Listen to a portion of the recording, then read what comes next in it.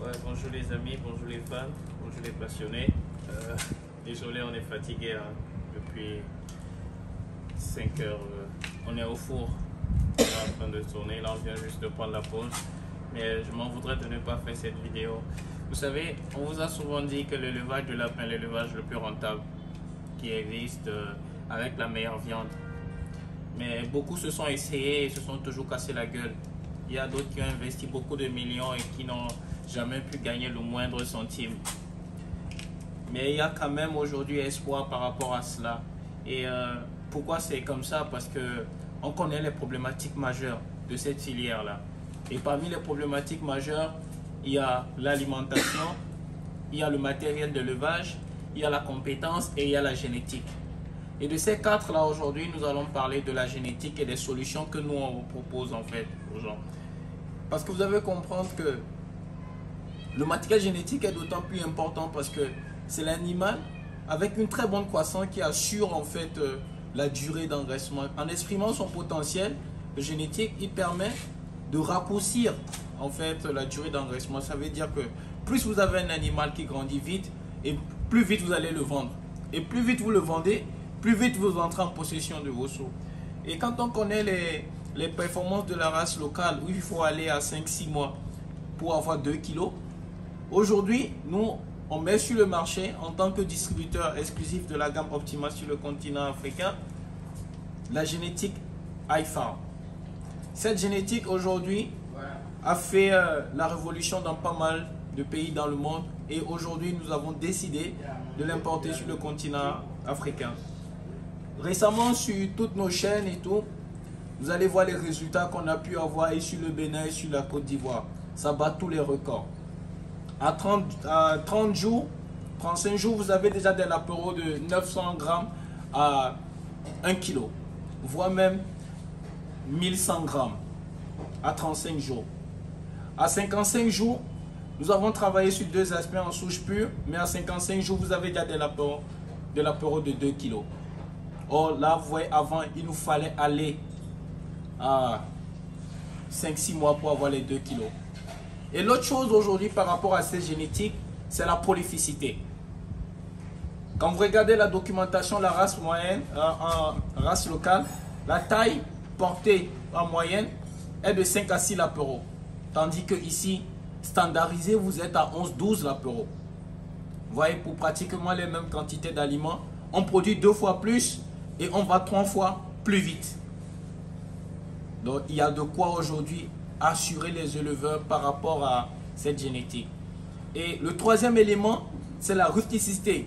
Les gens ont tendance à croire que oui, ont tendance à dire que oui, c'est facile, c'est fragile et tout. Mais non, le lapin n'est pas fragile. Encore moins cette gamme Optima, où l'un des paramètres de sélection de ces gammes a été la robustesse et la rusticité de la souche. Donc ça veut dire que vous avez des animaux vraiment robustes et rustiques qui arrivent à s'adapter aux conditions climatiques africaines. Donc ça veut dire que ça marche très bien. Vous n'avez qu'à vous abonner sur la chaîne et voir déjà tout ce que nous avons fait comme résultat. Et je crois que c'est le moment pour vous d'essayer également. Parce que quand le développement est en marche, il est vraiment en marche. Si nous sommes là aujourd'hui, c'est pour vous faire part en fait de certaines informations. Donc vous allez voir que pour le mois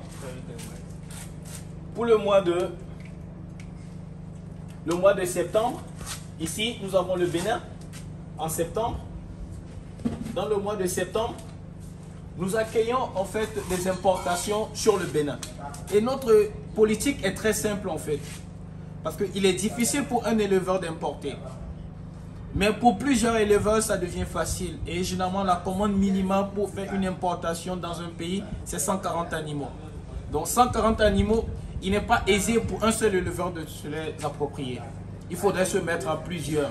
Et pour pouvoir le faire, Ibidon Famine a décidé de créer des bureaux de représentation dans tous les pays partenaires, dans tous les pays où nous sommes implantés.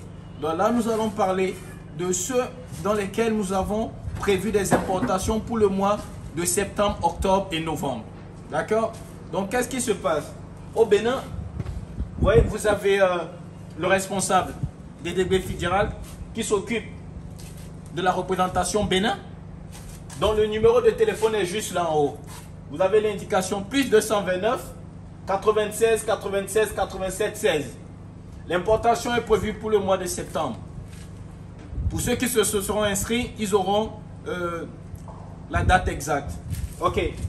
Pour la Côte d'Ivoire, nous sommes ici, toujours en septembre. Pour la Côte d'Ivoire, il faut dire que c'est un pays qui consomme beaucoup et dont aujourd'hui l'émergence dans cette filière est vraiment à féliciter. Ils sont très engagés, les Ivoiriens. Donc pour la Côte d'Ivoire, il vous suffira de contacter Madame Patricia pour passer vos commandes. Madame Lou, Patricia, vous avez son numéro, plus 225 09 27 33 49. C'est elle qui s'occupe de la Côte d'Ivoire, c'est elle qui enregistre toutes les commandes. Au niveau du Cameroun, l'importation est prévue pour le mois d'octobre. Et là, il vous suffira de contacter Madame Karel au plus 237 68 132 45 00. Ok? En Guinée, nous sommes également sur le mois d'octobre. Et là, c'est en sous Koundé, Koundé en sous. Là, nous sommes en Guinée-Conakry. D'accord? Et là, vous avez plus 224 620 14 37 59. Donc, vous avez tous ces numéros-là. Et nous sommes enfin sur le Congo-Brazza. Et vous allez contacter Madame Fawziat Bello au 200 plus 242 06 490 70 86. Et ça, l'importation est prévue pour le mois de novembre. Mais néanmoins, vous voyez, là, ce sont des pays dans lesquels nous sommes purement implantés. Mais il y a d'autres pays sur lesquels nous travaillons actuellement.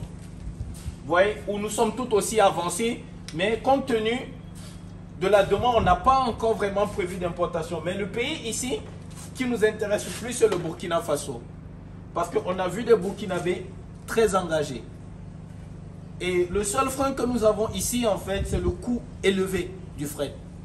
Par exemple, où le fret nous coûte pratiquement 100 francs sur le Bénin, la Côte d'Ivoire et la Guinée, le même fret nous coûte 300 à 400 francs sur le Burkina. Qu'est-ce qui explique ça? Je ne sais pas. Donc nous sommes en train de travailler depuis pratiquement 3 mois à trouver une solution pour régler ça.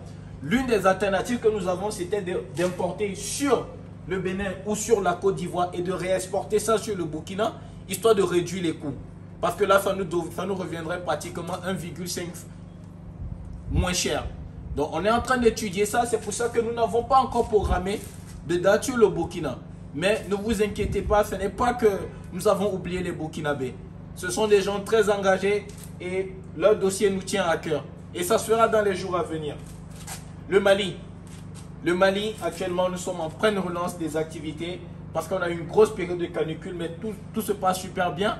On n'a pas d'importation prévue pour le Mali parce que le centre au Mali pourra distribuer. Le centre de multiplication génétique au Mali pourra distribuer. Donc on n'a pas besoin de faire d'importation là-bas. Le Gabon et le Sénégal, ce sont deux pays où nous sommes en train de travailler pour le moment, où nous sommes en construction, mais on viendra, on vous communiquera au moment opportun les dates d'importation par rapport à ces pays-là. Donc vous voyez, sur le court terme,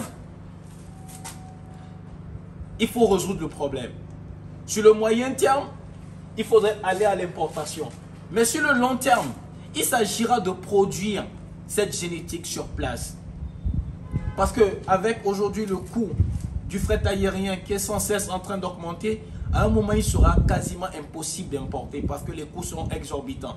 Et c'est là en ce moment qu'on doit voir le génie des Africains.